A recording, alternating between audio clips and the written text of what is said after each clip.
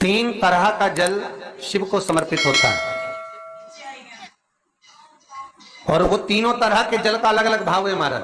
पहला जल सादा, घर से पानी लेकर गए, जल लेकर गए, शंकर को चढ़ाया, वो हमने घर का अपना एड्रेस बता दिया, भगवान शिव को जल चढ़ाकर अपने आनंद के लिए शंकर से कुछ प्राप्त कर लिया। दूसरा जल, जल के कलश में थोड़ा सा इत्र डालकर शंकर को जब समर्पित करते हैं तो महाराज घर में अगर कोई व्यक्ति बहुत रोगीला है, बहुत रोगीला, एक शिव महापुराण में, स्कंद पुराण में, नर्मदा पुराण में, भविष्य पुराण में, अग्नि पुराण में, नारद पुराण में, बरहा पुराण में, वामन पुराण में जितनी चीजें लिखी गई है एक एक प्रैक्टिकल कर कर देखो तो शिव महापुराण, स्कंद पुराण का ये भाव याद करिए कि एक लोटे पानी में इत्र मिलाकर, जल में इत्र मिलाकर, बहुत रोगीला व्यक्ति, बहुत बीमार व्यक्ति है, एक लोटा पानी उसका हाथ का स्पर्श कराकर शंकर को चढ़ाना प्रारंभ कर दीजिए। महाराज केवल 5 या 7 दिन चढ़ाओ और वो 7 दिन के बाद में उस बीमार व्यक्ति का क्रम देखिए कि उसमें कितना आराम लगा है। औषधि दवाई काम करना प्रारंभ करी कि ना करी।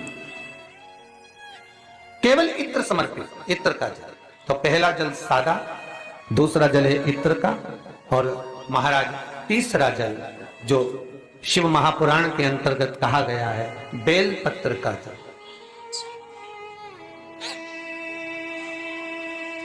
तीसरा जो जल है वो बेलपत्र का जल है। बेलपत्र का जल कैसा? तो महाराज शिव महापुराण की कथा कहती है कि जल के पात्र में एक बेलपत्र अंदर डालकर उस जल के पात्र को ले जाकर शिव को समर्पित करना, अर्थात अपनी मन की कामना भगवान शंकर से कह देना, केवल बेलपत्र के माध्यम, बोलना नहीं है हमको, कुछ हमें कुछ कहना नहीं है।